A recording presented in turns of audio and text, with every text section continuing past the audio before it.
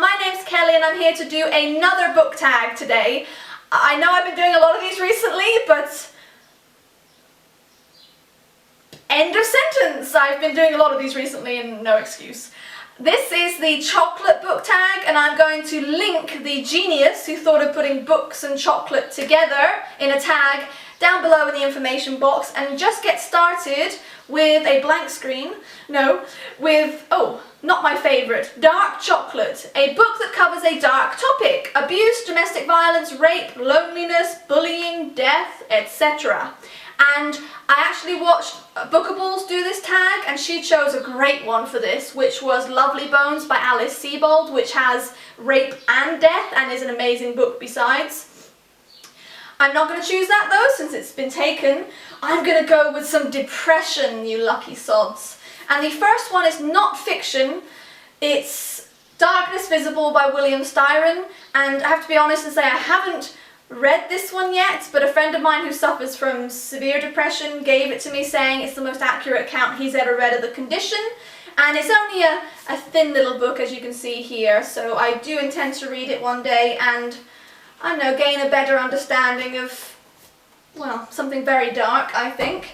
The one I have read is Hyperbole and a Half by Ali Broche. This isn't strictly about depression, but it has a couple of very good chapters on it because Ali Broche suffers from depression, but it's told in the same way she tells every other story, very sort of light-hearted, animated, comedic, but it comes from a serious place, those two chapters, so I think they're particularly good. And I don't know, when I read a dark topic I kind of need a little bit of milk and sugar to dilute it. Next, White Chocolate, your favourite light-hearted, humorous read.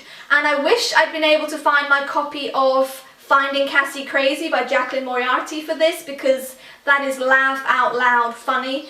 It's kind of the story of two schools who have a shared English project whereby they become pen friends. So the story is told through their letters to each other and it's so funny. It's so funny. But I couldn't find that, so instead I've chosen Things My Girlfriend and I Have Argued About by Mill Millington. Really insipid title, really funny book. It's an adult book. It's about this guy called Pell who is an IT technician, a really incompetent IT technician at a school, and his sort of life at the job, which is well over his head, and his life at home with his long-term German girlfriend Ursula and their two sons. And it does not sound very good, but it's so funny. The dynamics between the characters, especially between Pell and his girlfriend Ursula, it's so funny. Next, Milk Chocolate. Alright, now we're talking. A book that has a lot of hype that you're dying to read. I know just the one. Half Bad by Sally Green. I've seen so many videos about this. It's about a boy who is half Black Witch, half White Witch, and therefore does not belong to either side, and is the subject of quite a lot of heinous crimes, I think, in this book. At the beginning, I believe he's being tortured and living in a cage, so I know I'm going to love this book. I just haven't read it yet. I think it's next. And, oh, but more tantalisingly, I really want to read Dash and Lily's Book of Dares. I wanted to read this for months. I ordered it before Christmas and it arrived after Christmas, and I'm determined to read this at Christmas time, so I have to wait now till next Christmas. But luckily we're halfway there. How crazy is that? Next, Chocolate with a Caramel Centre. Yeah. Name a book that made you feel all gooey in the middle while you were reading it. I'm gonna go with gooey as in romantic, which it doesn't necessarily mean, but I've recently read My Life Next Door by Huntley Fitzpatrick, and certainly the first third of this made me feel quite gooey at times, but the most romantic book I have ever read is actually Daughter of the Forest by Juliette Marillier, and I'll put a picture on the screen of that. It's an amazing book. It's a retelling of, I don't know if it's a Grimm fairy tale. The fairy tale is The Seven Swans, which is my favourite fairy tale, and It's incredibly romantic, incredibly good. It's not romantic in a fluffy way, it's just inarticulateness. It's just great. I'm gonna cop out with that. Next, Wafer-free Kit-Kat. Name a book that surprised you lately. And I've already talked about this in previous videos. It was The Assassin's Curse by Cassandra Rose Clarke. Really romping adventure with romance thrown in. It was such a good book. It was such a good book. I hope more people read that because it deserves more hype than it's getting. Next, Snickers, a book that you are going nuts about. And I think this is supposed to be a book that I've recently read that I'm going nuts about. However, there's nothing I'm truly going nuts about anymore. Now that I've come through my Ignite Me by Tahara Mafi phase, I'm not going nuts about anything current, but there is a book coming out in August by my favourite fantasy author of all time, who is Robin Hobb, and I'm having palpitations just talking about it.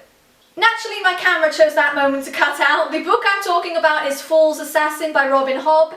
It is actually a sequel trilogy to two previous trilogies.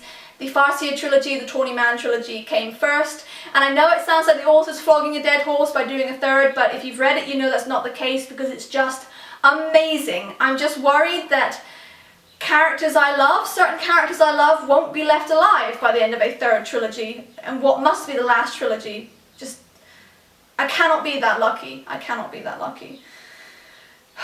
Next, hot chocolate with cream and marshmallows. What book would you turn to for a comfort read? And I think a comfort read is anything that makes you feel safe, reminds you of childhood maybe, a simpler time. And so Harry Potter would be a good choice for that, but I'm going to go with retellings of Beauty and the Beast. I like fairy tale retellings, and Beauty and the Beast is not a fairy tale, it's Walt Disney, but I still love them. There's one called Beastly, the author for which I cannot remember, but will be on the screen. Beastly is one of them.